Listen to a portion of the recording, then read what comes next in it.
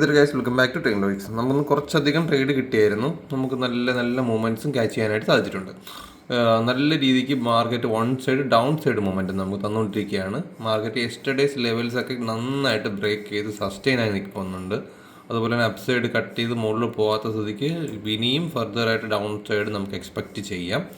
On the വേയിൽ market താഴോട്ട് പോയിക്കൊണ്ടിരിക്കുകയാണ് കേട്ടോ. താഴോട്ട് പോയിക്കൊണ്ടിരിക്കുന്നുണ്ട്.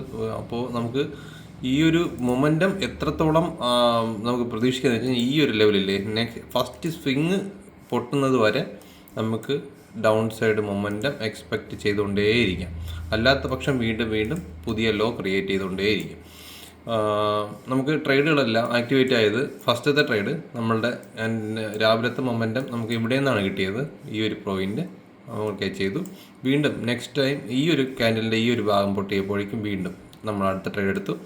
വീണ്ടും നെക്സ്റ്റ് ട്രേഡ് ഇവിടെ നിന്ന് എടുത്തു കേട്ടോ. അപ്പം കുറച്ച് വലിയ ക്വാണ്ടിറ്റി ഒന്നുമില്ല, ചെറിയ ക്വാണ്ടിറ്റി ആയിരുന്നു. നമുക്കൊരു 3800 രൂപയുടെ പ്രോഫിറ്റ് ഉണ്ട്. That's it guys. See you next video. By.